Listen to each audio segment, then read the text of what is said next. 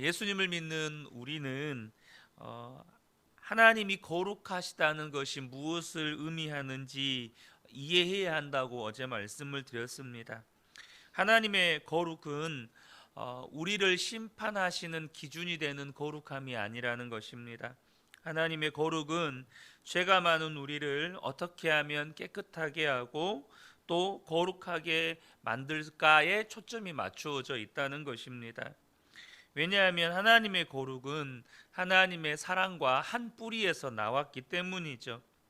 그래서 이상하게도 그 거룩하신 하나님이 말할 수 없이 더러운 우리에게 계속 찾아오시고 우리에게 자신을 나타내시고 우리에게 다가오신다는 것입니다. 우리가 하나님을 외면하고 하나님을 싫어하는데도 하나님은 계속 우리에게 가까이 오시는 것이죠. 그래서 결국에는 우리를 거룩하게 하시려고 하나님이 택하신 방법이 뭐였습니까? 독생자이신 예수 그리스도를 십자가에서 우리의 죄를 대신 짊어지시고 죽게 하시는 것이었습니다. 하나님의 거룩은 반드시 하나님의 사랑과 함께 간다는 것이죠. 그래서 우리가 예수를 믿어서 거룩하게 되었다는 것은 나의 거룩함의 기준을 가지고 다른 사람들을 판단하고 정죄하는 기준을 삼고 다른 사람과 나를 구별짓는 기준을 삼는 것이 아니라 하나님을 사랑하고 이웃을 사랑하는 것으로 나타나게 된다는 것입니다. 문제는 우리가 거룩하게 살고 싶고 하나님을 사랑하고 또 이웃을 사랑하고 정의를 사랑하는 삶을 살고 싶지만 그게 안 된다는 것이죠. 여러분, 방법은 오직 하나입니다. 예수님께서 나를 통해서 사시는 역사, 나는 죽고 예수로 사는 이 십자가 복음으로 저와 여러분이 살아야 한다는 것입니다. 예전에도 한번 드렸던 이야기인데요. 연기자 김수미 씨가 어렸을 때 아버지와 함께 송아지를 끌고 들판에 나갔는데 이 송아지를 이렇게 묶은 끈 있잖아요. 이 끈을 딸아이에게 맡겨주면서 큰언니 시집갈 미천이라고 잘 먹이라고 하고는 아버지는 냇가에 몇감으로 내려가신 거예요. 그런데 갑자기 하늘에 이렇게 먹구름이 끼면서 천둥 번개가 치면서 비가 오는 겁니다. 이 천둥이 칠 때 소가 깜짝 놀라서 이렇게 내달리는 거예요. 그래서 이 7살 딸아이가 큰언니 시집갈 미천이니까 놓치지 않으려고 그 줄을 손에 이렇게 팔목에 감은 거죠. 7살짜리 아이가 무슨 힘이 있겠어요? 소가 달리는 대로 이 아이도 같이 끌려가는 겁니다. 아버지가 그 모습을 보고 크게 놀라서 뛰쳐 올라오면서 크게 외친 거죠. 끈을 놔라, 끈을 놔.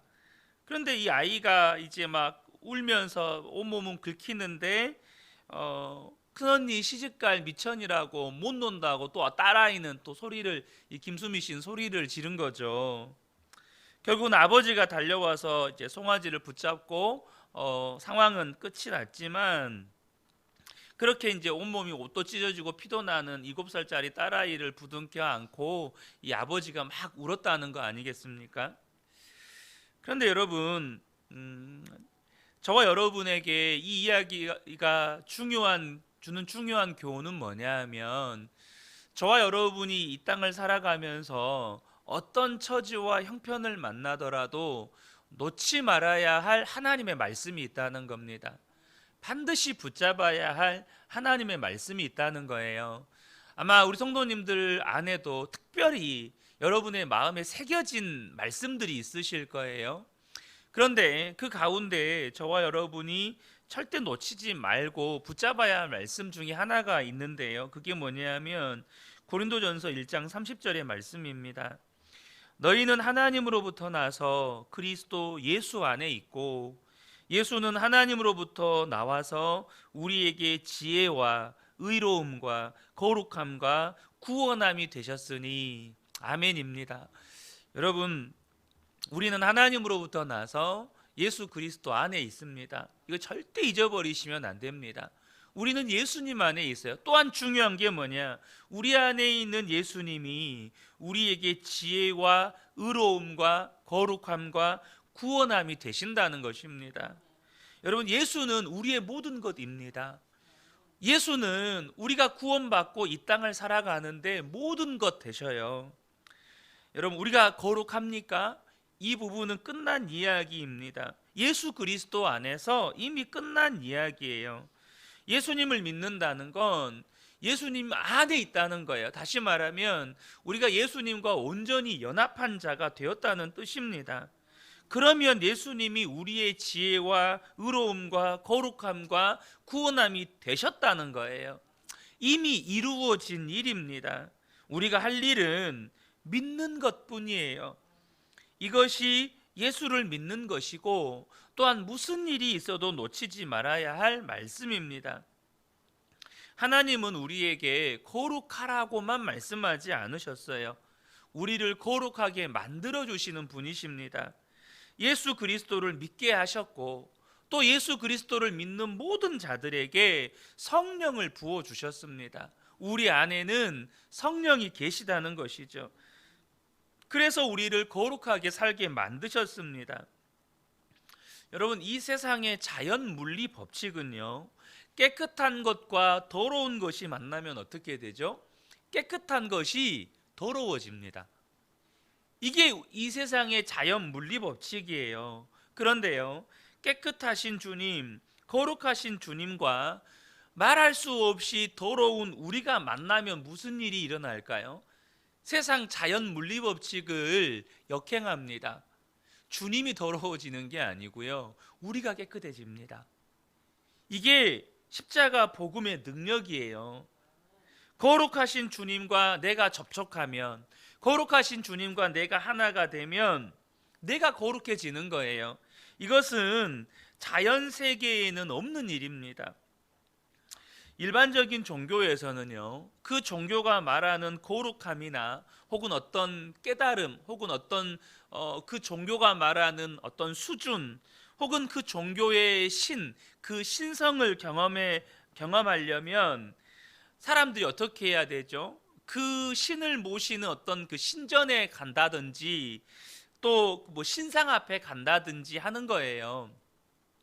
제가 성지순례 이집트를 다녀오면서 제가 하나 경험했던 것 중에 하나가 뭐냐면, 이집트는 그냥 사방이 유물입니다. 유물. 사방이 유물인데, 지금은 뭐 이름도 기억이 안 나는 어느 신전 유적지에 갔어요. 유적으로만 돼 있어서 그 원형이 제대로 이렇게 되어 있지는 않죠. 그런데 그 신전 기둥이 돌로 깎아서 기둥을 만들었는데, 정확히 기억은 안 나는데 몇 사람이 팔을 서로 붙잡아야 안을 수 있는 신전 기둥이에요. 기둥 하나가 돌을 매끄럽게 깎아가지고 그 기둥을 하나 세웠는데, 그 기둥이 여러 개가 있는 거예요. 그러니까 어마어마하게 신전 규모가 큰 거죠. 그러니까 그 신전이 온전한 모형으로 있었을 때 그 신전 안에 들어가면 그 신전의 규모 때문에라도 없었던 경외심이 생길 것 같아요. 그 정도로 규모가 큰 신전이었습니다. 또한 여러분, 세상 종교는요, 거룩해지려면 어떻게 해야 되죠? 예를 들면 100일 기도를 한다던가, 혹은 무슨 수행을 한다던가, 혹은 참선을 한다던가, 어떤 고행을 합니다. 그러니까 어쨌든 그 신에 이르기 위해서 내가 무언가를 끊임없이 해야 돼요. 선행을 하든 고행을 하든 수행을 하든 끊임없이 내가 뭔가를 해야 돼요. 그런데 하나님은요, 정반대로 하셨어요. 거룩하신 하나님이 우리에게 오신 거예요. 거룩하신 하나님께서 십자가 고난을 당하시고 우리의 모든 죄를 사하시고 죽으신 거예요. 거룩하신 성령님이 말할 수 없이 더러운 우리 속에 오신 거예요. 세상의 신과는 전혀 다른 방법으로 우리를 만나 주신다는 겁니다. 그래서 우리에게 하나님의 거룩하심을 알게 하신 거예요. 요지는 우리가 이것을 실제로 누려야 한다는 것입니다. 하나님은 나를 거룩하게 하시고 지금도 예수님은 내 안에 계시고 이것을 실제로 누려야 우리 안에 믿음이 능력이 되는 것입니다. 여러분, 믿음은 능력이에요. 믿음은 생명입니다. 이것이 우리의 삶에 실제로 누려져야 이게 능력이 되는 거예요. 여러분, 주님이 내 안에 오셨습니다. 또 주님은 나에게 말씀하세요. 주님은 내 안에 역사하십니다. 그렇다면 우리도 그 주님을 바라보아야 하지 않겠습니다? 그 주님을 바라보아야죠. 내게 말씀하시는 주님께 내가 귀를 기울여야 하고, 역사하시는 주님이 지금 뭘 하시는지 그 주님을 주목해야 하고, 내게 말씀하시는 게 분명하고 또 주님이 역사하셔서 나를 인도해 가시는 게 분명하다면 나는 그 주님께 순종해야 하는 것이죠. 그래서 저와 여러분이 예수 동행일기를 써가는 것도 그 이유 때문입니다. 목표는 하나예요. 거룩하신 주님, 나를 거룩하게 하시는 그 주님을 바라보고 그 주님과 동행하자는 거죠. 그리고 내가 그 주님과 정말로 하나가 되면 우리는요, 반드시 그것이 이웃 사랑의 열매로 나타나게 됩니다. 고통당하고 눈물 흘리고 억울한 일 당하고 소외받고 버림받는 사람들을 외면할 수가 없게 된다는 거죠. 왜냐하면 주님은 그런 사람들의 친구가 되셨기 때문입니다. 내가 주님을 바라보고 주님과 동행한다면 주님과 하나 되는 것만을 즐기는 게 아니에요. 주님과 하나 되는 것만을 누리는 게 아닙니다. 만약에 내가 예수를 믿었어요. 그래서 주님과 하나가 됐어요. 그런데 주님과 하나 되는 것만을 누린다면 그것은요, 예수님과 동행하는 게 아니고 신비주의인 겁니다. 내가 예수님과 하나 되는 것만을 누리고 그것을 즐기고 있다면 그건 또 다른 신비주의인 거예요. 또 다른 우상인 겁니다. 박보영 목사님이라는 분이 있습니다. 이분은요, 의사셨습니다. 특별히 주변 친지들이 다 목사고 또 그러다 보니까 이분이 정말로 하나님의 종으로 자라기를 바라고 기도해 왔지만 이분은 세상이 너무 좋았고 그래서 세상과 짝하고 살았어요. 또 의사의 직업을 가지고 있다 보니까 재정적으로도 여유가 있다 보니까 세상을 막 누리면서 살았습니다. 그런데 39살에 하나님의 부르심을 받고 목사가 되기로 결단을 합니다. 당시 목사였던 할아버지를 찾아가서 할아버지, 제가 목사가 되기로 결정했습니다 라고 고백할 때 이 할아버지가 이 손주가 목사가 되기를 바라셨던지라 너무너무 기뻐하셨다는 거예요. 그러면서 이제 목사가 되기로 결단한 손주에게 이런 당부를 하셨대요. 사랑할 수 없는 사람을 사랑하시게, 용서할 수 없는 사람을 용서하시게, 겸손하게 낮은 자리로 내려가서 섬기시게, 어떤 변명도 하지 마시게, 그리고 성자가 되시게. 손자지만 주의 종의 길을 가는 사람이니까 깍듯하게 경어로 이렇게 권면을 해주셨고, 이것이 또 이 박보영 목사님의 평생 좌우명이 되셨다는 거예요. 97년에 경기도 평택에 있는 안성에서 이제 가족들끼리만 교회 개척을 시작을 했습니다. 새벽 1시에까지 기도를 하고 집에 들어갔는데 3인조 강도가 들어온 거예요. 현관문을 여는데, 이제 교회 현관문이죠. 이렇게 여는데 풀쑥 이 강도들이 들어와 가지고 목사님의 목과 배에다가 칼을 대고 있는 것 다 내놓으라는 겁니다. 그런데 그 순간에 목사님 마음이 어찌 그리 평안해지는지 나를 빨리 찌르시오, 내가 빨리 죽어서 하나님 나라 가고 싶습니다, 이랬대요. 그랬더니 강도들이 너무너무 당황을 해서 한동안 아무 말을 못하더니 결국 칼을 거두고는 고개를 숙였다는 거예요. 그리고 그 세 사람이 첫 교인이 됐다는 겁니다. 그런데 여러분, 이분들이 이 세 분이 이제 그런 직업에 종사를 하다 보니까 이분들도 전도해온 분들이 다들 깡패나 도둑질하던 사람들만 이렇게 교회로 전도를 해오는, 맨날 그런 친구들하고 어울렸으니까, 그래서 이제 그 사람들과 모여서 공동체 생활이 시작이 된 거예요. 한 번은 목사님이 너무 아파서 이제 방 안에 누워 있는데 누가 목사님 방을 살포시 문을 열고 들어오더라는 겁니다. 근데 그 사람이 누구였냐면 목사님이 특별히 더 마음이 써져서 사랑해 주었던 아이였어요. 청소년 아이였는데 목사님이 아파서 누워 있는 것을 뻔히 보면서도 옷걸이에 걸려 있는 목사님의 자켓에서 지갑을 빼내 가더라는 거예요. 그 배신감이 이루 말할 수 없었다고 합니다. 그 아이를 그 다음에 보았을 때는 너는 나와 같이 살 수 없다. 너는 나와 절대 같이 살 수 없어. 그래서 조금 모아둔 것까지 마지막으로 이제 아이에게 주고 너 나가라. 이렇게 내보냈다는 거예요. 그럼 안 와야 되잖아요. 사람이면. 근데 주말마다 온다는 거예요, 얘가. 그래 놓고도 주말마다 찾아온다는 거예요. 밥 먹으려고. 어느 날 그 아이를 보는데 하나님은 나 같은 자를 구원하시려고 독생자를 보내시고 예수님은 십자가에 달려 죽기까지 하셨는데 내가 어찌 이 아이를 용서 못한다고 하나.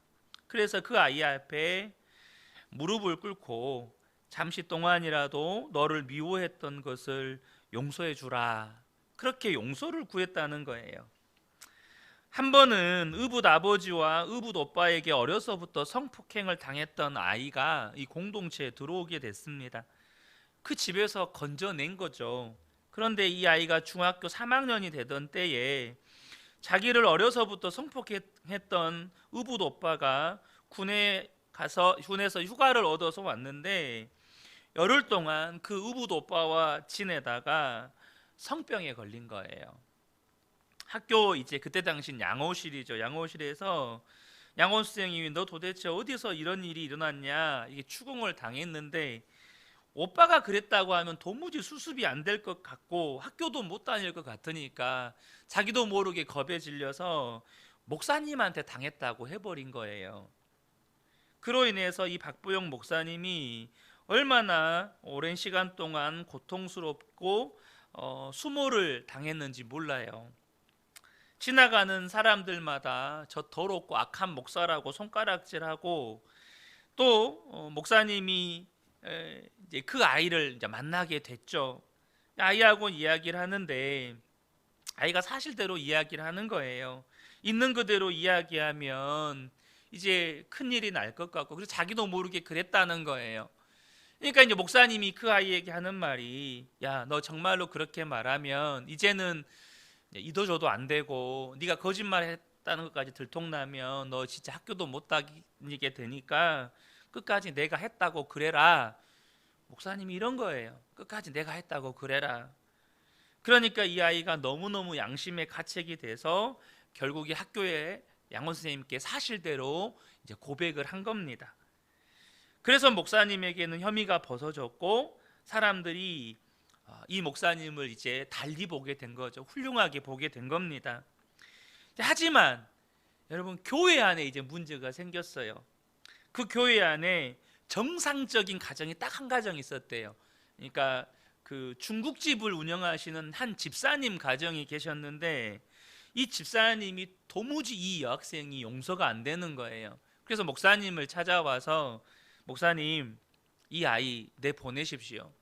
절대 같은 교회 다닐 수 없습니다. 그랬다는 거죠. 목사님도 사실 고민이 됐대요.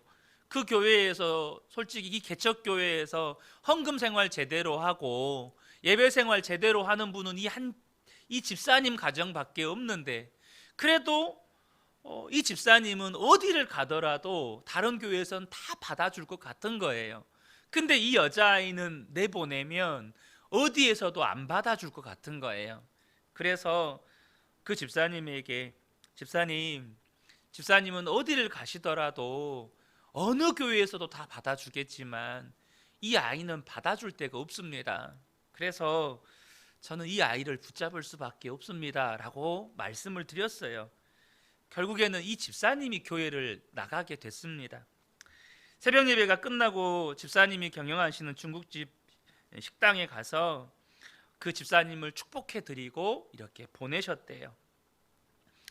좀 긴 이야기였지만 여러분, 이 목사님의 이야기를 들으시면 어떤 생각이 들으십니까?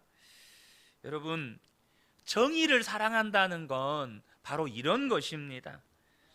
여러분, 왜 이 박보영 목사님이라고 옳고 그름을 가리지를 못했겠어요? 왜 옳고 그름의 기준이 없었겠어요? 이분도 분명히 똑같이 우리와 예수님 믿는 분이고 정말로 거룩하게 살기를 원하시는 분이에요. 그러나 그것은 말도 안 되는 거짓말을 하는 아이들을 내쫓아버리는 거룩함이 아니었습니다. 정말로 그렇게 사랑으로 섬겼던 아이들, 이 불황아들을 이 거룩함의 기준으로 자기를 했던 그 아이를 내쫓아버리는 거룩함이 아니었다는 거예요. 오히려 그들을 깨끗하게 하고 정상적인 삶을 살게 만들어주고 사회에 공헌하며 살 수 있도록 세워주는 거룩함이었다는 거예요. 결국 그렇게 해서 그 아이들 중에 신학생이 나오고 목회자가 나오고 일반 대학생이 나오고 일반 직장인이 되는 거죠. 여러분, 하나님께서 우리에게 원하시는 너희는 거룩해라 라고 말씀하실 때 그 거룩함은 이런 거룩함이 아니겠습니까? 우리가 거룩하게 될 뿐만 아니라 우리와 한 몸 이룬 누군가를 거룩하게 만들어주는 거예요. 분명히 내가 볼 때 이전까지는 비정상적인 삶이었어요. 하지만 그가 정상적인 삶으로 살아갈 때까지 사랑으로 품어주고 격려하고 위로하고 끝까지 인내하고 끝까지 기도해주고 어느 순간 그가 하나님의 사람으로 세워져 가는 것을 우리가 보는 거죠. 사랑하는 성도 여러분, 우리가 하나님의 거룩한 자녀라고 하는 것은 그저 식사 때 식사 기도하는 것으로 사람들에게 알리는 게 아닙니다. 식사하는 것 정도밖에는 하나님의 자녀라는 것을 알릴 방법이 없다면 이거는 정말로 말이 안 되는 겁니다. 우리 안에는 정말로 예수 그리스도가 함께 계십니다. 하나님과 원수되었던 우리를 하나님의 자녀 삼아 버리신 예수 그리스도가 계시는 거예요. 그렇다면 우리가 이 땅을 살아가면서 억울한 일 당한 사람, 고통당한 사람, 가난한 사람, 배우지 못한 사람, 또 우리가 볼 때 너무너무 연약한 사람, 그 사람들을 주님의 마음으로 품고 또 나를 사랑하는 것처럼 사랑하고 때로는 그들의 눈물을 닦아주고 그들을 온전히 세워주는 것, 이것이 하나님께서 우리에게 내가 거룩하니 너희도 거룩해라 라고 말씀하신 것의 원뜻입니다. 그러므로 저는 우리 그은혜교회 모든 성도님들이 거룩하게 되시기를 축복합니다. 하나님이 거룩하심으로 우리를 거룩하게 하신 것처럼 우리가 거룩하게 된 그 은혜로 또 다른 누군가를 거룩하게 되도록 섬기면서 살아가는 것, 이 새벽에 함께 예배하는 우리 모든 성도님들이 이 은혜가 충만하게 임하시기를 예수님의 이름으로 축복합니다. 아멘.